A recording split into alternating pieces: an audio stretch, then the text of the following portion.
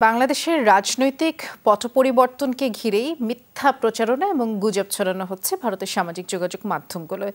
আর এক্ষেত্রে ব্যবহার করা হচ্ছে পুরনো এবং অপ্রাসঙ্গিক ছবি ও ভিডিও।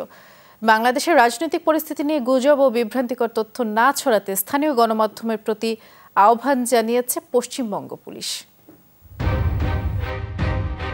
বাংলাদেশি পোশাকের ব্র্যান্ড ইয়োলোতে অগ্নিসংযোগ এবং ভাঙচুরের এই ছবিকে সংখ্যালঘুদের বাড়িতে হামলা বলে প্রচার করা হচ্ছে।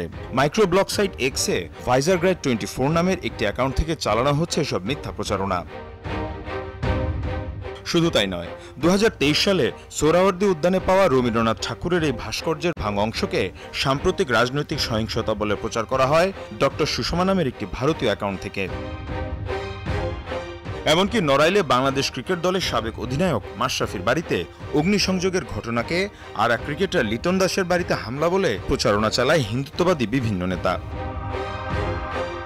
ফেসবুক, এক্স কিংবা ইউটিউবই নয়, মূলধারার বিভিন্ন গণমাধ্যমে চলছে বাংলাদেশ বিরোধী প্রচারণা। এ অবস্থায় বাংলাদেশ সীমান্ত সংলগ্ন পশ্চিমবঙ্গের বিভিন্ন এলাকায় উত্তেজনা ছড়ানোর শঙ্কা কর্তৃপক্ষের। এ অবস্থায় বাংলাদেশের রাজনৈতিক পরিস্থিতি নিয়ে গুজব এবং বিভ্রান্তিকর তথ্য না ছড়াতে পশ্চিমবঙ্গের স্থানীয় গণমাধ্যমের প্রতি আহ্বান জানিয়েছে রাজ্য পুলিশ।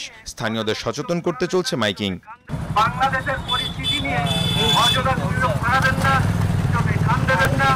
কোনো কিছু ঘটনা জানলে সঙ্গে সঙ্গে থানায় ফোন করুন বা থানাকে জানান।